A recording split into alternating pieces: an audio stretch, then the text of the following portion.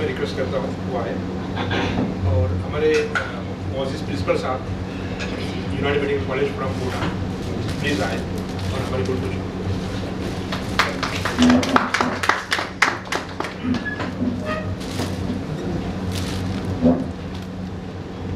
मोअज़्ज़िज़ हज़रात सामीन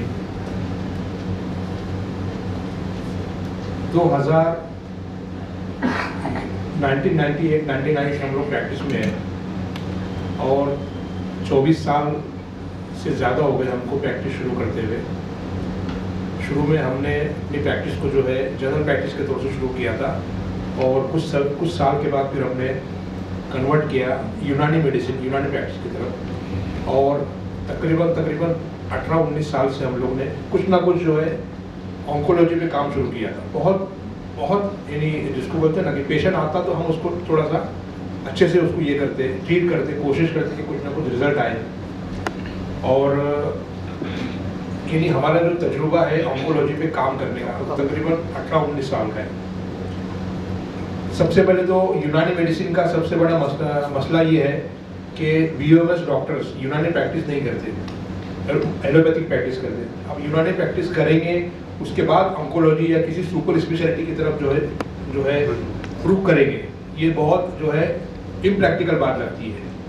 तो लेकिन अल्हम्दुलिल्लाह हम लोग ने कोशिश की है किसी के साथ किसी न किसी हकीम के साथ जुड़कर इंडिपेंडेंट लेवल पर काम करते हुए तो आज अल्हम्दुलिल्लाह ये पोजीशन है हमारी कि हम लोग महीने में तकरीबन 300 से 400 पेशेंट्स हर महीने जो है हम लोग हमारी ओपीडी होती है हर महीने की और उम्मीद करते हैं इंशाल्लाह कि ये ओपीडी जो है बढ़े।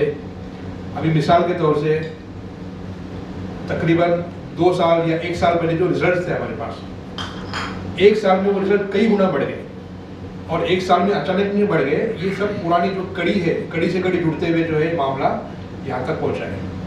और आज जो मैं बात करूँगा आप लोगों से वो ये कैंसर के बारे में जो है यूनानी मेडिसिन से कुछ हो सकता है क्या, यानी यूनानी सिस्टम ऑफ मेडिसिन से एक आम रुझान है कि यूनानी मेडिसिन क्रोनिक डिजीज पे काम करती है, सेक्सुअल डिसऑर्डर पे काम करती है या पेट के अमराज पे काम करती है या स्किन डिसऑर्डर पे काम करती है, ये तो दुनिया को मालूम है। लेकिन ऑन्कोलॉजी यानी कैंसर जैसे मुश्किल तरीन मर्ज, डिजास्टर जिसको बोलते हैं, यानी कैंसर को आज के ज़माने में एक डिजास्टर के तौर से देखा गया है। और 20-30 साल पहले अगर आप लोग देखेंगे तो आप लोगों को मालूम पड़ेगा कि बहुत कम आप लोगों को सुनने को मिलता था कि कैंसर किसी को हो गया है। अभी तो हर थर्ड पर्सन को ऐसा लगता है, हर थर्ड फैमिली में कोई ना कोई एक कैंसर का पेशेंट आपको देखने को मिलेगा। और ये फिगर, ये आंकड़ा अगले 10-20 साल में और बढ़ सकता है, यानी इतना बढ़ सकता है, हो सकता है हर घर में एक कैंसर का पेशेंट हो, अल्लाह ना करे, लेकिन ऐसे हालात बन गए। तो मैं आज 2 या 3 या 4 ऐसे टॉपिक्स पे बात करूंगा। सबसे पहले तो मैं ये बात करूंगा कि कैंसर क्या है और ये कैंसर का एक जनरल डिस्कशन करेंगे हम लोग। प्लस हम लोग कैंसर के बारे में ये बात करेंगे कि कैंसर यूनानी में क्या उसका कॉन्सेप्ट है। और थर्ड थिंग ये बात करेंगे हम लोग कि हमने क्या अचीव किया है और हम किस लेवल पर आके खड़े, किस स्टेज पे आके खड़े। तो सबसे पहले मैं नेक्स्ट स्लाइड कैंसर के बारे में बात करूंगा। एक उसका पसे मंजर पेश करेंगे हम लोग कि व्हाट इज कैंसर। कैंसर जो है uncontrolled proliferation and spread of abnormal cells, यानी देयर इज म्यूटेशन के बारे में एक बहुत बड़ा एक टॉपिक है। म्यूटेशन का मतलब ये है कि सेल के डीएनए में, सेल के जीनोम में कुछ ना कुछ चेंजेस आते हैं और वो चेंजेस नॉर्मल नहीं रहते, दैट इज एबनॉर्मल, कुछ ना कुछ डैमेज होता है। इवन जो है अगर किसी को अगर एक रात सही तरीके से नींद नहीं हो सकी तो भी कुछ ना कुछ जेनेटिक चेंजेस उसके म्यूटेशन के तौर से उसके बॉडी में होते हैं। और भी कई कॉजेज है म्यूटेशन के, वो आप आगे डिस्कस करेंगे। उसी तरह alteration from healthy cell to cancer cell, when there is a difference between cell growth and cell death. एक होता है, एक टर्मिनोलॉजी जिसको बोलते हैं सिग्नलिंग सिस्टम, यानी हमारी बॉडी या हमारा माइंड या हमारा बॉडी का इंटर एनवायरनमेंट इस कदर अलर्ट होता है कि कुछ भी गैर तबई एबनॉर्मल चीज अगर बॉडी में हो रही है तो हमें उसका सिग्नल नहीं मिलता है। और बॉडी क्या करती है, उसको अपने इम्यूनिटी पावर से या इम्यून सिस्टम से उस चीज को डिटॉक्सिफाई करती रहती है। ये प्रोसेस हमेशा चलते रहता है। यानी कैंसर के सेल हर आदमी की बॉडी में कुछ ना कुछ बनते हैं लेकिन हमारी इम्यूनिटी अच्छी रहने की वजह से वो कैंसर सेल्स बॉडी से निकलते रहते हैं, वो जमा नहीं होता। जमा होंगे तो क्या होगा, ट्यूमर की सूरत में वो सामने आएंगे। अब होता यह है कि मैक्सिमम पेशेंट आपको ऐसे मिलेंगे जो बहुत असिम्प्टोमेटिक रहते हैं, जब मालूम पड़ता है जब तक बहुत देर चुकी होती है। Next slide. एक और टर्मिनोलॉजी समझेंगे हम कैंसर के बारे में, दैट इज एपोप्टोसिस। एपोप्टोसिस का मतलब है कि बॉडी के अंदर हर एक सेल का एक लाइफ है, यानी डब्ल्यूबीसी का एक लाइफ है, आरबीसी का एक लाइफ है, स्किन सेल्स का एक लाइफ है, ब्रेन सेल्स का एक लाइफ है। उस लाइफ के बाद वो सेल्स डिसइंटीग्रेट हो जाते हैं, यानी बॉडी से साफ हो जाते हैं और नए सेल्स उसकी जगह ले लेते हैं। ये सिलसिला जिंदगी भर चलते रहता है जब तक कि इंसान की मौत नहीं हो जाती। ये इवन जो है, जहाँ तक हमने पढ़ा है, समझा है कि हर 6 महीने में इंसान की बॉडी पूरी तरह चेंज होती रहती है। अगर ये चेंज और ये जो है सेल रिप्लेसमेंट का सिलसिला रुक गया तो वहाँ आके कैंसर का मामला शुरू होता है। Next slide. म्यूटेशन के बारे में, next slide. Cancer is a major health problem worldwide. The goal of cancer management in every pathy, हर एक सिस्टम ये कोशिश करती है कि कैंसर क्योर हो जाए। अब क्योर होता है, नहीं होता है, सिर्फ मैनेज होता है, रुक जाता है, ये एक अलग डिस्कशन है। One of the main problem in cancer treatment is gradual resistance of cancer cells against treatment। किसी भी इलाज को वो चीज मानती नहीं है, इवन जो है पेशेंट को कीमोथेरेपी, रेडिएशन, सर्जरी भी जो है अल्टीमेटली वो फेल होती है। Next slide. Cancer creates tremendous strain physically, psychologically, emotionally and financially on individuals and families। यानी हर साल इंडिया में 5 लाख से 7 लाख फैमिलीज ऐसी है जो कैंसर के इलाज में गुर्बत में जा रही है, गरीबी की रेखा के नीचे जा रही है। और ये मामला अगर ऐसे चलता रहा तो आगे चल के बहुत ज़्यादा बुरे हालात कैंसर के इलाज के ताल्लुक से बन सकते हैं, फाइनेंशियली भी। Next slide.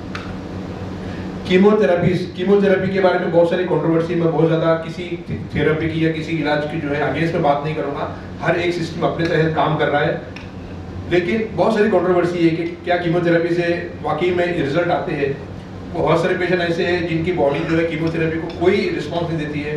बहुत सारे पेशेंट ऐसे हैं जो कीमोथेरेपी को जो है एडवर्स इफेक्ट उनको होता है, बहुत तकलीफ होती है। उसी तरीके से रेडिएशन और सर्जरी है। एक इसमें जो है पॉइंट की बात ये है, समझने की बात ये है कि कीमोथेरेपी है या रेडिएशन है या सर्जरी है, ये तमाम मोडालिटी ऑफ ट्रीटमेंट ये सिर्फ और सिर्फ लीजन पे काम करते हैं।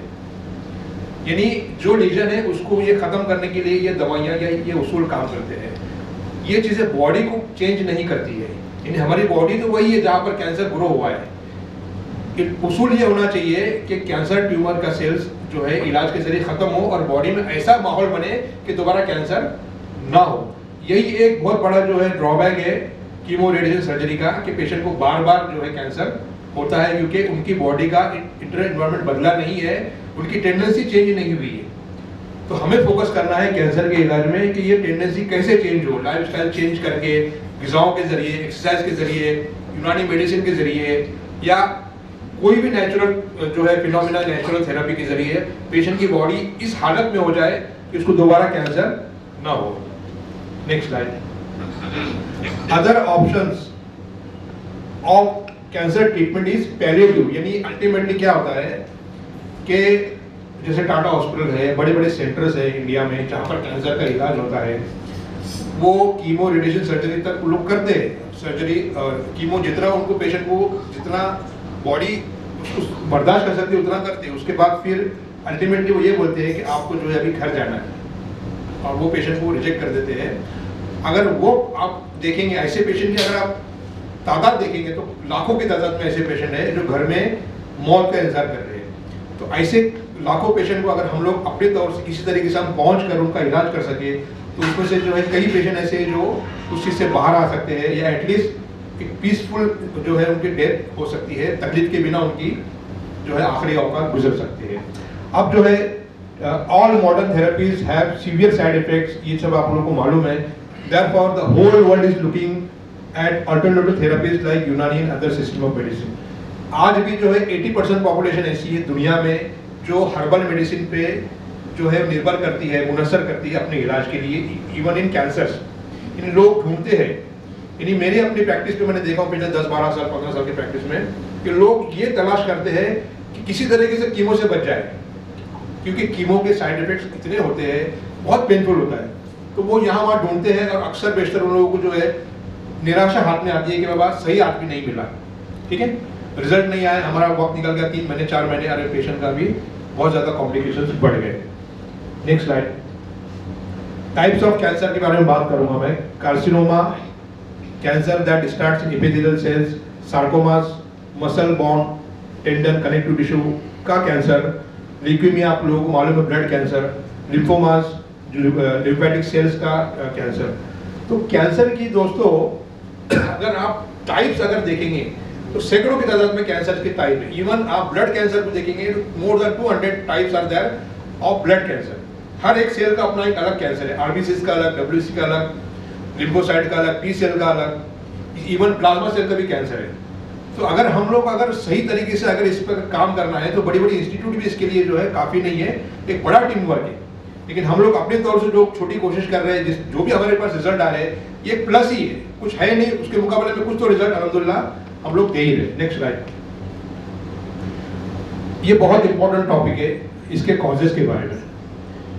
क्रॉनिक लॉन्ग स्टैंडिंग इन्फ्लामेशन, यानी पेशेंट जो है 10 साल 15 साल 20 साल ऐसे हालात में रहता है कि वो स्ट्रेस में, उसको समझ में नहीं आता है कि वो स्ट्रेस में है, और वो स्ट्रेस जो है अल्टीमेटली उसको कैंसर की सूरत में सामने आता है। वो स्ट्रेस जॉब का हो सकता है, आज का जो एजुकेशन सिस्टम है जिसमें बम्बार्डमेंट ऑफ जो है सिलेबस है, बच्चों के प्रोजेक्ट्स है, बच्चों के प्रोजेक्ट्स इवन पेरेंट्स को तक हेरास करते हैं।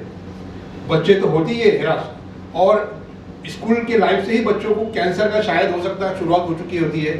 उसी लाइफ से, स्ट्रेसफुल लाइफ से वो जो है एजुकेशन पूरा करके जॉब, फिर आगे की ज़िंदगी जो है वो लोग, तो इवन जो है वो स्ट्रेस की सूरत में ही ये चीज़ सामने आती है। उसके अलावा tobacco in any form, alcohol, obesity, pollution, preservatives, pesticides, chemical factories, मैंने केमिकल फैक्ट्रीज के एरिया से आए हुए पेशेंट बहुत देखा हूँ, जहाँ पर इंडस्ट्रियल एरिया है, जहाँ पर केमिकल फैक्ट्रीज है, उसके आसपास जो कुछ भी वहाँ पर पॉल्यूशन ज़मीन में जाता है, वहाँ के पानी में शामिल होता है, वहाँ के फसलों में शामिल होता है, और उस वजह से और जो है वो अल्टीमेटली वो पेशेंट के बॉडी में जाके कार्सिनोजेनिक एक्टिविटी जो है वो अपनी बढ़ाता है। ठीक है, ऑल इन्फ्लेमेटरी डाइट्स, ट्रांसफार्मर से। Next slide. मोबाइल रेस है, जिसके बारे में अभी रिसर्च चल रहा है कि वाकई में मोबाइल रेस से कैंसर होता है। मोबाइल टावर्स है, ऑल ग्रेन्स, ठीक है, जिसके अंदर सबसे ज्यादा मैंने अपनी प्रैक्टिस में जो पाया हूँ वो है व्हीट और व्हीट प्रोडक्ट्स, गेहूं और मैदा और उससे बनी हुई चीजें। मैं गेहूं और मैदे को जो है इवन जो है अल्कोहल और टोबैको के लेवल का इन्फ्लेमेटरी चीज समझता हूँ, नुकसानदेह चीज समझता हूँ।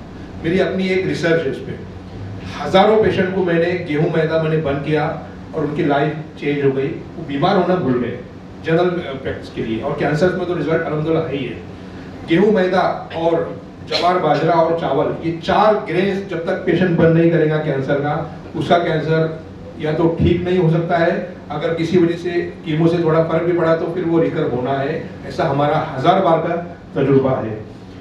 Low grade infection, low grade inflammation और क्रॉनिक इरिटेशन, ये तमाम जो है चीजें। स्ट्रेस के बारे में मैं आपको, स्ट्रेस का मतलब ये है दोस्तों कि कल जो कुछ भी हम फेस करने वाले हैं उसके लिए हमारी कोई तैयारी नहीं है, हमारा होमवर्क नहीं है, तब भी जाके हम लोग कल स्ट्रेस में आएंगे। अगर आज ही हम उस चीज का होमवर्क कर लेंगे, समझ लेंगे उस चीज को, तो कल जो है वो हमको स्ट्रेस नहीं आएगा, और इस तरीके से हम स्ट्रेस से बच सकते हैं। Next slide. फेलियर, जैसे कि मैंने आपको बताया कि there is failure in body signalling system. Body धीरे धीरे इस तरीके से जो है रेजिस्ट हो जाती है कि बॉडी के अंदर कोई गलत चीज अगर चल रही है तो बॉडी उसको सिग्नलिंग नहीं कर पाती है, और अल्टीमेटली जो है पेशेंट को कैंसर की सूरत में और भी क्रॉनिक डिजीज की सूरत में पेशेंट सामने आती है। Next slide. ये बहुत बहुत इंपॉर्टेंट चीज है।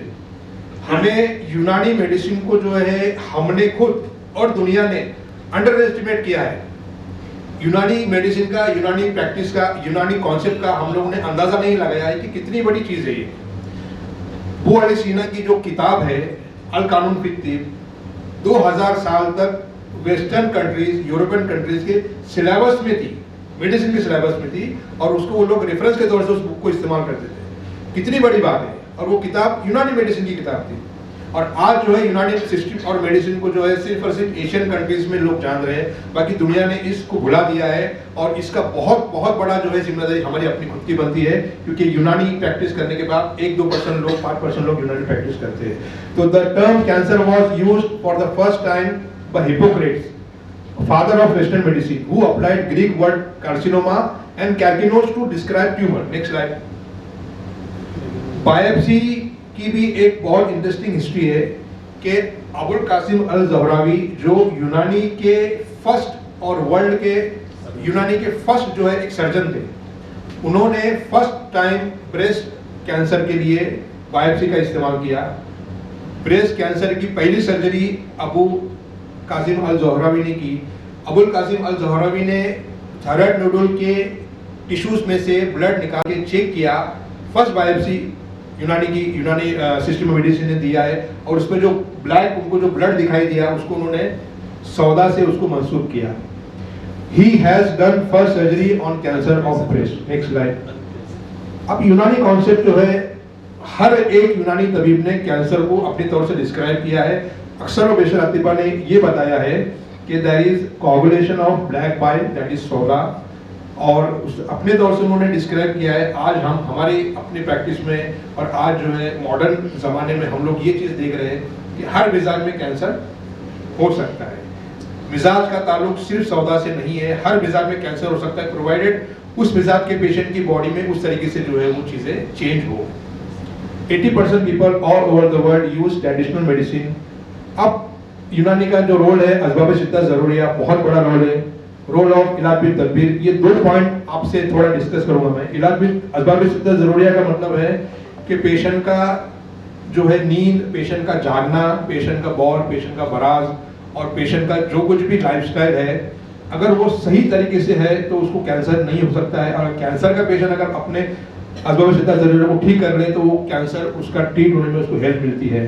यानी मिसाल के तौर से अगर फीमेल है और उसके मेंसेस ठीक नहीं है, जब तक वो मेंसेस को आप रेगुलराइज नहीं करेंगे उसको कैंसर ठीक नहीं हो सकता है। अगर उसको कॉन्स्टिपेशन है, उसको ट्रीट करना है, उसको भूख नहीं लग रही है तो उसको भूख लगने के लिए आपको जो है वो ट्रीटमेंट करना है, उसको नींद नहीं आ रही है तो उसको नींद किस तरीके से आए, ये तमाम चीज़ें आपको जो है, जब तक ये बेसिक चीज़ों को आप पैरामीटर्स को आप इम्प्लीमेंट नहीं करेंगे तब तक कैंसर के पेशेंट को रिजल्ट नहीं आ सकता। तो असबाब शिद्दत ज़रूरिया को अपने प्रैक्टिस में लाए बगैर कैंसर ठीक नहीं हो सकता है। रोल ऑफ इलाज बिल तदबीर, बहुत सारे डॉक्टर्स, बहुत सारे यूनानी फिजिशियंस हिजामा और ब्लड डेटिंग कर रहे हैं कैंसर में। मैं उसके बारे में ज़्यादा जानता नहीं हूँ क्योंकि मैं नहीं करता हूँ, लेकिन हो सकता है कुछ रिजल्ट आ रहे होंगे क्योंकि मवाद का तरीका ही होता है बॉडी से। और उसके अलावा जैसे मैंने बहुत सारे अभी यूट्यूब वीडियोस वगैरह मैंने बहुत सारे देखते रहता हूँ मैं, तो मैंने ये देखा हूँ कि बहुत सारे कैंसर सर्वाइवर्स ने सोना यानी पसीना निकालने के लिए उन्होंने कुछ इलाज किया बॉडी से, तो उनको कैंसर में फर्क पड़ा। और उसी तरीके से और भी कई एक इलाज में तदबीर की चीजें हैं जो कैंसर में फायदा कर सकती है। Next slide. Role of herbs. A study reported that 65 new drugs registered for cancer treatment between 1981 to 2002. 75% drugs and 48 drugs were obtained from natural product including vinca, सदाबहार। सदाबहार कीमो की दवाओं में है, सदाबहार यूनानी मेडिसिन है, सदाबहार हर्बल मेडिसिन है, आयुर्वेदिक मेडिसिन है। और मॉडर्न मेडिसिन वालों ने उसको अडॉप्ट किया और उस पर बहुत काम किया और आज की तारीख में वो कीमो की दवाओं में शामिल है। उसी तरीके से पैक्लिटैक्सिल, पैक्लिटैक्सिल आप लोगों ने सुना होगा, टेक्सास बकाटा एक हर्ब है, उसका अल्कोलॉइड है वो। इसी तरीके से मैंने अपने नॉलेज में, अपने स्टडीज में मैंने सैकड़ों मेडिसिन को मैंने गूगल से स्टडी किया हूँ और कुछ ना कुछ हर मेडिसिन पे एंटी कैंसर के तौर से काम हुआ है। वहां से हमने बहुत सारी चीजें लेकर जो है अपने प्रैक्टिस में उसको इंक्लूड किया है और अल्हम्दुलिल्लाह बहुत अच्छे रिजल्ट उसके मिले। Next slide. एवरी सेकंड यूनानी ड्रग इज एंटी कैंसर, यानी यूनानी दवाओं का जो रेंज है, दाफे काफून, एंटी इंफ्लामेटरी, दाफे मोहल्लेलात, मुबर्रिदात, ठीक है, हाबिसात, काबिसात, ठीक है। उसी तरीके से जो है वो ऐसी कई एक्टिविटीज है जो यूनानी के बेसिक कैरेक्टरिस्टिक्स दवाओं की और कैंसर में उस अच्छी तरीके से काम हो सकते हैं, प्रोवाइडेड आपको सही मकाम पे उसको इस्तेमाल करना है। यानी मिसाल के तौर से मेरी उसी तरीके से और दवाइयाँ हैं, करक्यूमिन, हल्दी, पैक्लिटैक्सिल, उसी तरीके से बहुत सारे मशरूम जो है, कुछ मशरूम तो लाखों रुपए किलो से मिलते हैं उनकी एंटी कैंसर एक्टिविटीज की वजह से। उसी तरीके से सिस्प्लाटिन आप लोगों ने सुना होगा, प्लेटिनम धात है, उससे बनाया गया है। यूनानी में धातों का भी बहुत अच्छा रोल है। Next slide. Unani medicine gives so many options in cancer management. Many anti-inflammatory medicines, दाफे-ताफुन medicines and दाफे-सोजिस medicines and immunomodulator medicine, यानी यूनानी में कुव्वते मनात को बढ़ाने के लिए बहुत सारी medicines हैं। इस तरीके से यूनानी मेडिसिन एक बहुत अच्छा यूनानी में रोल अदा कर सकता है। Next slide. अब जो है, जहाँ तक ये बहुत इंपॉर्टेंट जो है ये पॉइंट है, इसके ऊपर मैं आप लोगों को इंशाल्लाह एक अच्छे तरीके से समझाने की कोशिश करूंगा कि हर 2 पेशेंट कैंसर के होता ये है कि मॉडर्न मेडिसिन में जो पेशेंट कैंसर डायग्नोज होता है उन लोग उसको सिर्फ कीमो और रेडिएशन के जरिए इलाज करते हैं। यूनानी में ऐसा है कि हर 2 पेशेंट अलग अलग है। यानी यूनानी मेडिसिन का जैसे सीए ब्रेस्ट है, तो सीए ब्रेस्ट में आप लोग किसी भी मिजाज में सीए ब्रेस्ट हो सकता है, सफरा में, सौदा मैंने देखा हूँ। यानी हार्ड अगर पेशेंट को हार्ड अगर उसका ट्यूमर है पत्थर की तरह, हो सकता है वो सौदा हो और हमने उसको ट्रीट किया है और उसको फर्क पड़ा है। कुछ जो है कैंसर्स होते हैं, ब्रेस्ट कैंसर जो सोजिश की वजह से होते हैं, सोजिशी मवाद होता है उनकी नब्ज, बॉल, बराज और अलामत से वो समझ में आता है कि इरिटेशन की वजह से हो रहा है, हो सकता है सफरा हो। कुछ फीमेल ऐसी होती है जिनको सीए ब्रेस्ट होता है, उनको पेन होता है, उनको ब्लीडिंग होता है, उनको एब्सेस फॉर्मेशन होता है, जख्म होती है, तो हो सकता है वो बलगमी हो। अल्हम्दुलिल्लाह हमने उसको ट्रीट किया, उसको रिजल्ट आए। तो बोलने का मतलब ये है कि कैंसर का जो है मामला ये है कि कैंसर का कोई एक मिजाज नहीं हो सकता है, कैंसर किसी भी मिजाज में जो है वो हो सकता है। Next slide.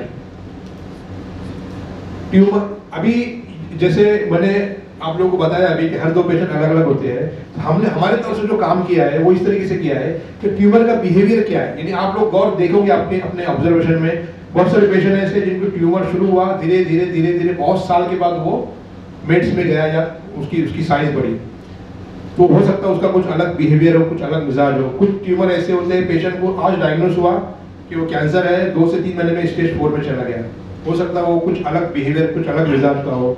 कुछ कैंसर ऐसे होते हैं जो ऐसे कैंसर के पेशेंट जो आसानी के साथ इन्फेक्टेड होते हैं, यानी उनको कैंसर है, इमीडिएट निमोनिया हो गया, यूटीआई हो गया, एब्डोमिनल कुछ डिस्टेंशन हो गया, लूज मोशन हो गए या इस तरीके से हो गया, हो सकता है वैसे पेशेंट बलगमी हो और उनके उस जो है क्रॉनिक इन्फ्लेमेशन की वजह से उनको वो कैंसर हुआ है। ठीक है, तो tumour behaviour, slow progression, fast progression, soft tumour, hard tumour, stone like, cancer with sign symptom of severe irritation, सोजिश की वजह से हो सकता है। उसी तरीके से ताफून है। कुछ कैंसर एग्रेसिव होते हैं, कुछ कैंसर नॉन एग्रेसिव होते हैं। यानी हम लोग कैंसर का इलाज करते वक्त इसको देखना जरूरी है कि एग्रेसिव नहीं है, तो वहां पर हमने जो ऐसी दवाई इस्तेमाल करना है कि जो उसके एग्रेशन को ना बढ़ाए, और बड़ा दवा शुरू करें पेशेंट को तकलीफ पड़े। Next slide. Research in a developing field of medicine known as integrative oncology is attempting to understand which complementary therapies, including herbal medicine, are safe and effective combined with conventional cancer treatment. World में आज बड़े पैमाने पर इस बात पर research हो रही है कि कीमो और रेडिएशन के साथ ऐसी कौन सी हर्बल मेडिसिन ज्वाइन की जाए, अटैच की जाए, जिससे कि कैंसर का इलाज और बेहतर तरीके से हो सकता है। यानी सिर्फ कीमो रेडिएशन से जो रिजल्ट आ रहे हैं, हो सकता है कॉम्प्लीमेंट्री मेडिसिन से उसके साइड इफेक्ट ना हो कीमो के, और पेशेंट का आउटकम अच्छा हो। Next slide. अब जो है ट्रीटमेंट फेल होने के कॉजेज है, we treat only lesion not body. Chemo drugs are highly toxic. Chemo drugs can be given for long time, can not be given for long time, sorry. यानी क्या होता है, 1 कीमो, 2 कीमो, 10-15 कीमो के बाद patient की body जो है जवाब दे जाती है, और उतने कीमो में लीजन कम होता है, लेकिन जैसे ही कीमो के दूसरे कीमो तक गैप हो गया, नेक्स्ट 6 मंथ, उस पीरियड में पेशेंट दोबारा जो है पेशेंट कैंसर उसका दोबारा उठ कर आता है। Next slide. ये एक और इम्पोर्टेंट पॉइंट है कि पेशेंट की जब डायग्नोसिस होती है, अब डायग्नोसिस होने के बाद पेशेंट की सर्जरी होती है और या उसका जो भी इलाज होता है, उसके बाद तो 5 साल जो है उसकी जिंदगी रहती है, सर्वाइवल रेट। इस चीज को मॉडर्न मेडिसिन वाले सक्सेस, यानी एक सक्सेस मानते हैं इसको। लेकिन बहुत मरतबा ऐसे देखा गया है कि पेशेंट लेट स्टेज में है, और लेट स्टेज में जाने के बाद जो है वो पेशेंट 1 साल जिंदा रहा, तो अगर हम लोग यही पेशेंट को अगर पहले डायग्नोस होता तो भी वो 5 साल जिंदा रहता। तो अल्टीमेटली हमको ये समझ में नहीं आता है कि वाकई में ये ट्रीटमेंट कितने सक्सेसफुल है कि नहीं है। Next slide. तो दोस्तों जैसे मैंने आप लोगों को बताया कि जंक फूड है, प्रोसेस्ड फूड है, पेस्टिसाइड है, माइक्रोवेव ओवन का डाइट है, कोल्ड ड्रिंक्स है, हाई कैलोरी डाइट है, जेनेटिकली मॉडिफाइड डाइट है। अभी ऑर्गेनिक फूड आप लोगों ने, पता नहीं आप लोगों में से किसने ऑर्गेनिक फूड को इस्तेमाल किया है, नहीं किया है। इस्तेमाल किया है तो रिजल्ट किस तरीके से आप लोगों ने उसको फाइंड आउट की होगी। हम लोगों ने कैंसर के पेशेंट को सिर्फ ऑर्गेनिक फूड दिया, सिर्फ ऑर्गेनिक फूड, कोई दवा नहीं दी। अल्हम्दुलिल्लाह पेशेंट को रिजल्ट आना शुरू हो गए, बहुत अच्छे रिजल्ट आए पेशेंट को, उनकी एजिंग रुक गई, उनकी सिम्टम्स से बहुत ज्यादा फर्क पड़ा है। Next slide. जैसे कि मैंने आप लोगों को बताया, inflammatory diet, all grains, rice, white sugar का इस्तेमाल बंद किए बिना भी बहुत कुछ जो है बंद करने से बहुत फायदा होता है। व्हाइट शुगर बंद करने से भी कैंसर की ग्रोथ अल्हम्दुलिल्लाह रुकती है। ऐसी सैकड़ों मिसालें हमारे पास है। व्हाइट शुगर 100% बंद करना है। अब व्हाइट शुगर बंद करने के बाद इस्तेमाल क्या करना है ये इंपॉर्टेंट है। तो व्हाइट शुगर बंद करने के बाद हम लोगों ने एक ऑप्शन निकाला है कि खजूर का हम लोग पाउडर इस्तेमाल करते हैं पेशेंट को चाय के तौर से या मीठे के तौर से, या खजूर खाने के लिए पेशेंट को बोलते हैं। उसी तरीके से हर पेशेंट का डाइट अलग अलग होता है, कस्टमाइज डाइट। बहुत सारे पेशेंट को जो है मेथी की सब्जी है या इस तरीके की सब्जियां बहुत ज्यादा नुकसान कर, इरिटेंट है वो।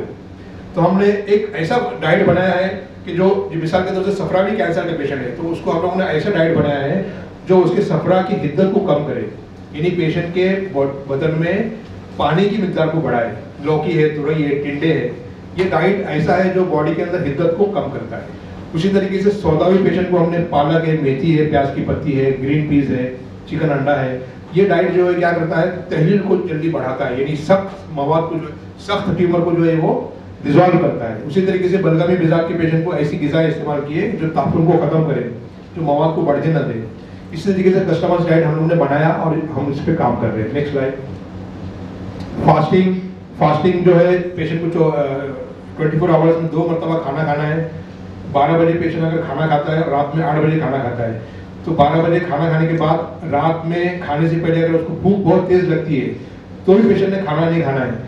और वो भूख लगने का 1-2 घंटे का जो पीरियड होगा, वो पीरियड के अंदर बॉडी टॉक्सिन्स को खत्म करेगी, ट्यूमर को खत्म करेगी। ये इसके ऊपर ऑलरेडी काम हो चुका है और इवन जो है एक जापानी साइंटिस्ट को इस पर नोबेल प्राइज ही मिला है फास्टिंग के पे काम करने के ऊपर, कि fasting is nothing but anti cancer activity.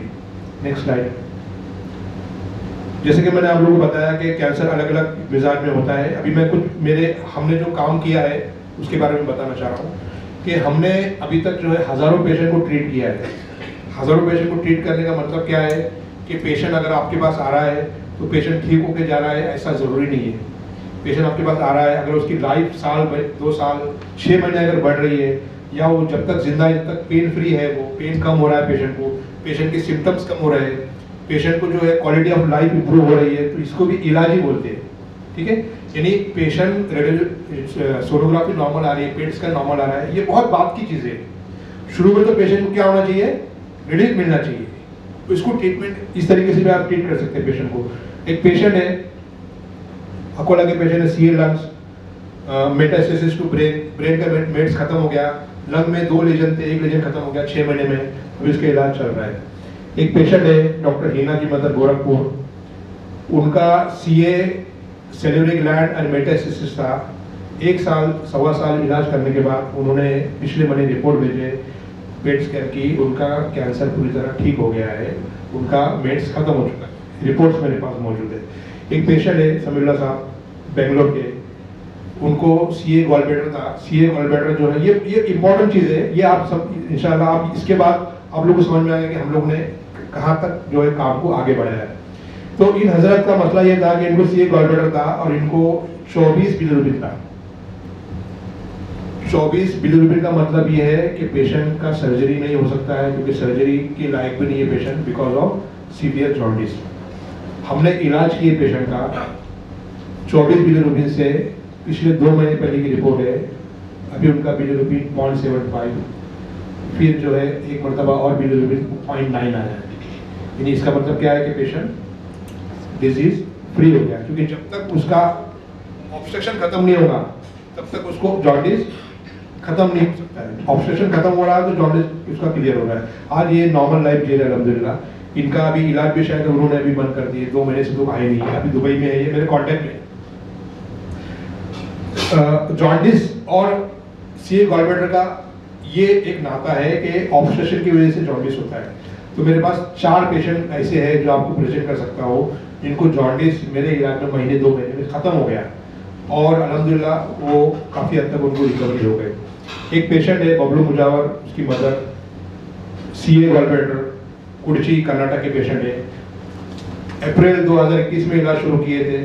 2021 में इलाज शुरू करने के बाद सर उस वक्त उनका उस लेडी का वजन था 28 किलो और she was in very bad condition. आज उस लेडी का मैं परसों कर्नाटक जाकर आया तो मिलकर आया हूँ, 58 kg वजन है, वेट है। और पेशेंट की सोनोग्राफी नॉर्मल आ चुकी, 21 तारीख की सोनोग्राफी, आज जो है 1-2 तारीख है, यानी 8 दिन पहले की। और वो लेडी बड़ी भी ठीक हो चुकी है, सीए गॉलब्लैडर नॉर्मल हो चुकी है अल्हम्दुलिल्लाह। अगर पेशेंट नॉर्मल होता है तभी समझना चाहिए कि हम कुछ ना कुछ जो है हम काम कर रहे हैं।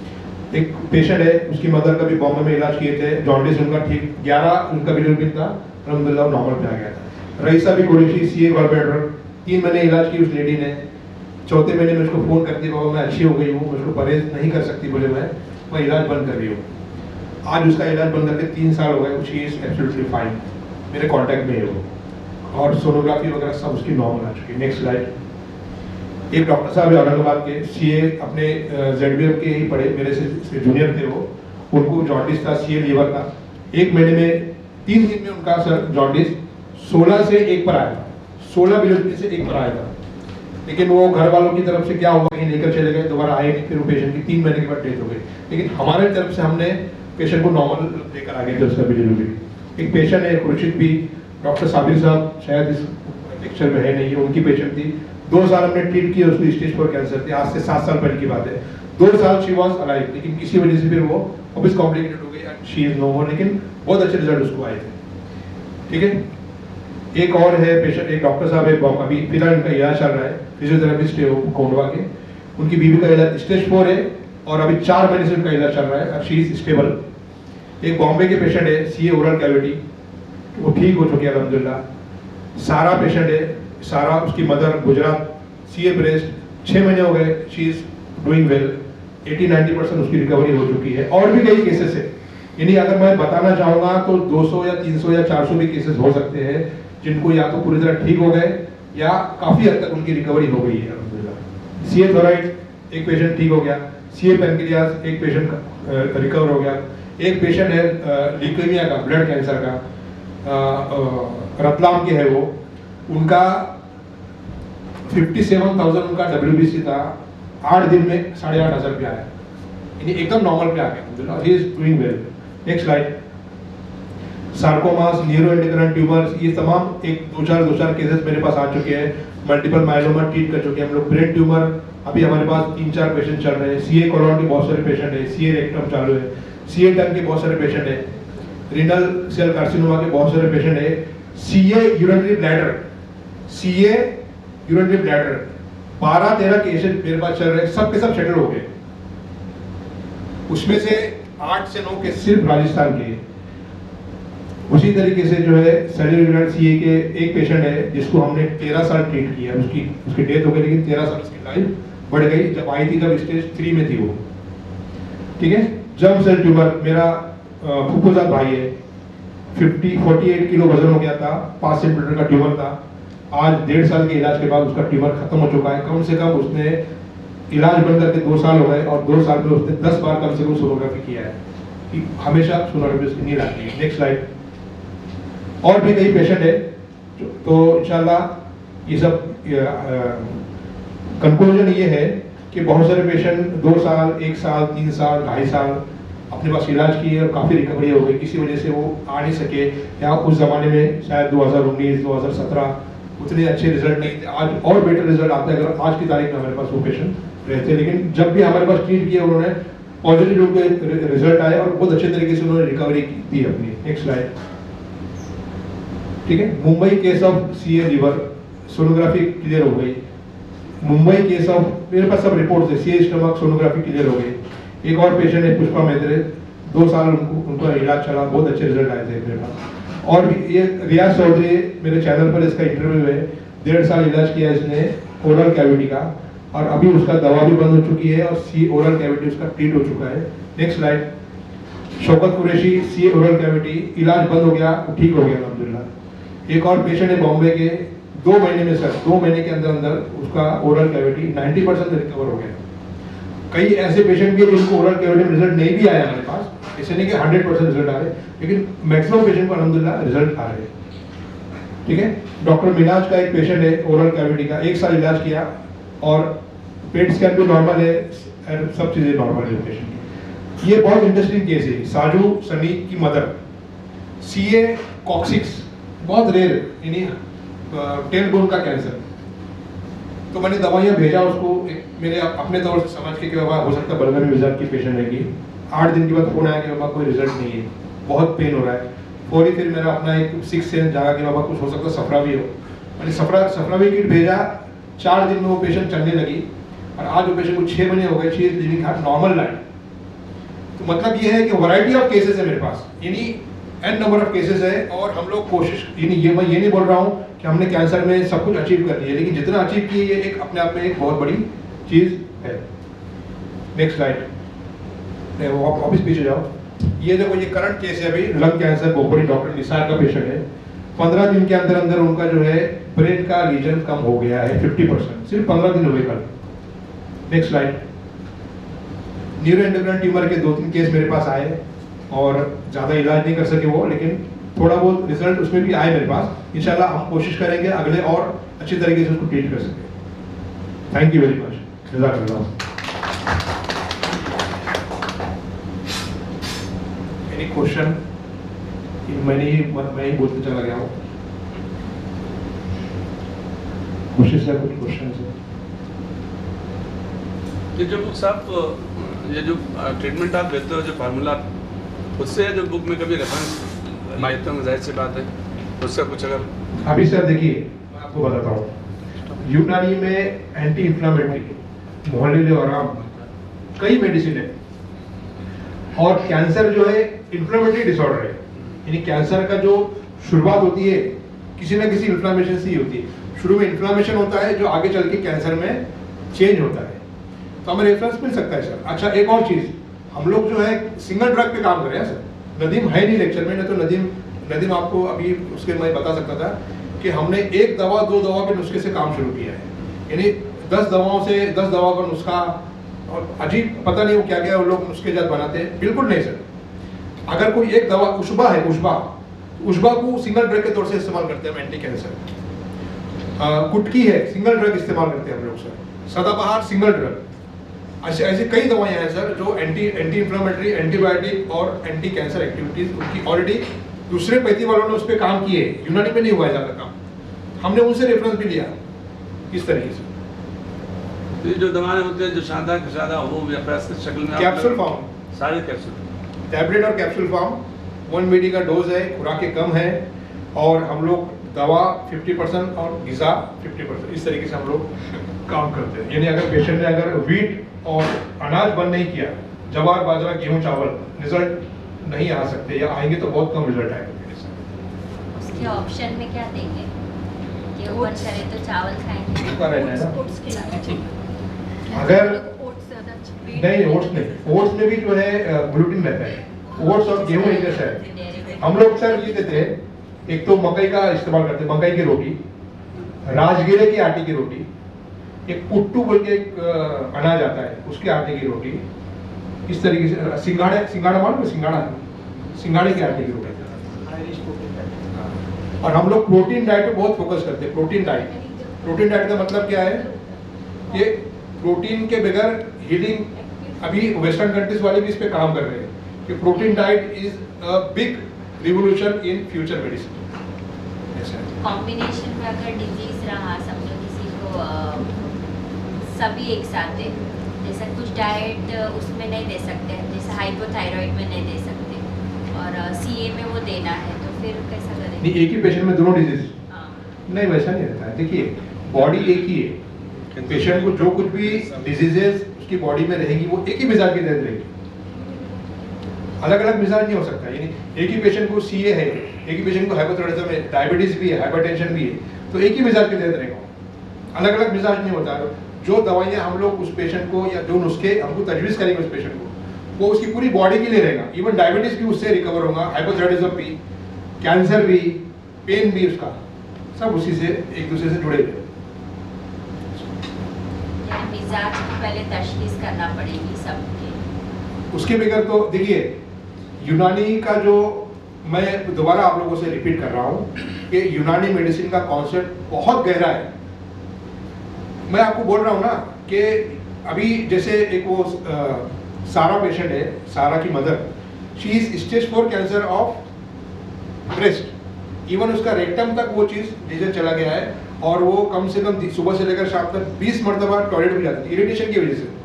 इन्हें ऐसा लगता है कि अभी टॉयलेट लगी है, लेकिन जाने के बाद कोई उसको ये नहीं होता था। आज अल्हम्दुलिल्लाह वो 6 महीने 7 महीने हो गए, कल मैंने उनको दोबारा 3 महीने की दवाई गुजरात किया हूँ।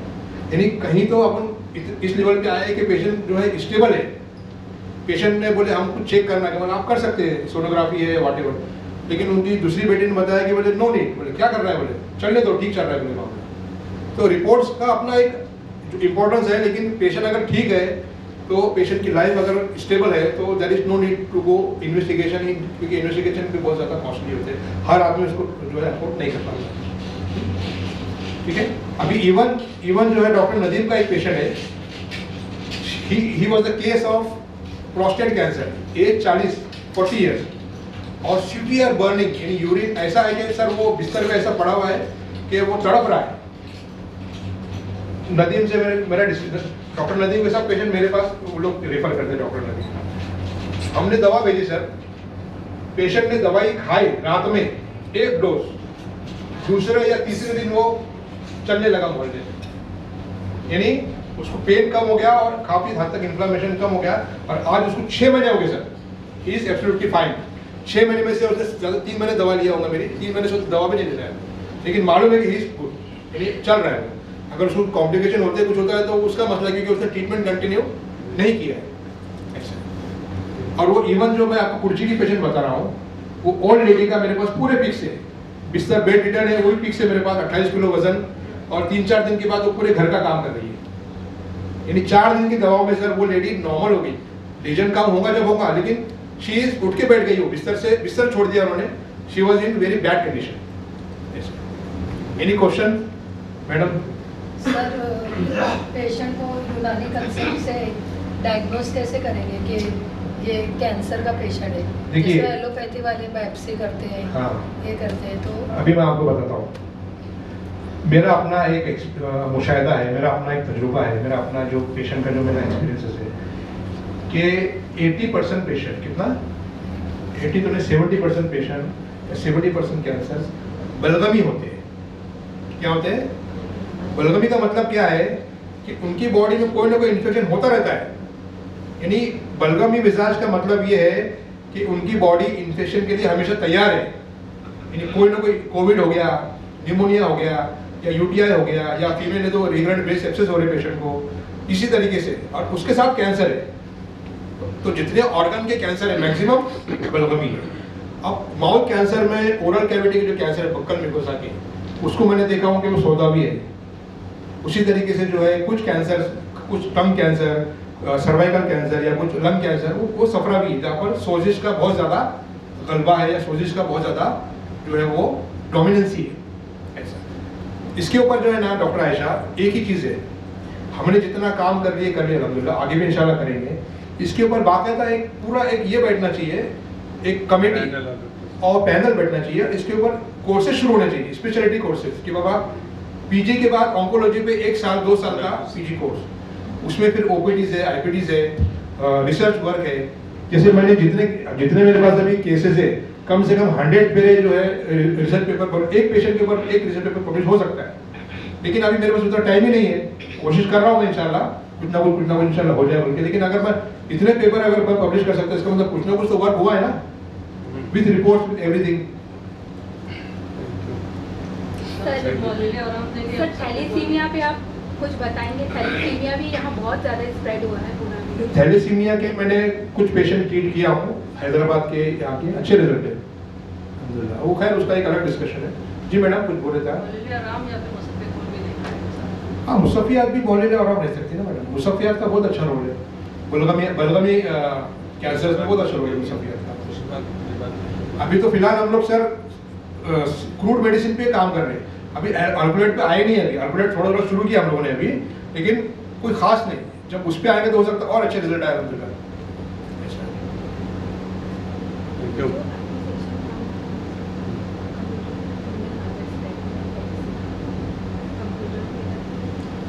Anything else, Dr. Aisha? Dr. Jabin? Thank you. Thank you very much.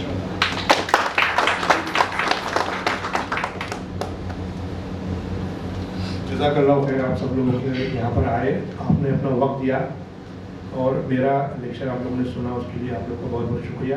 Thank you very much.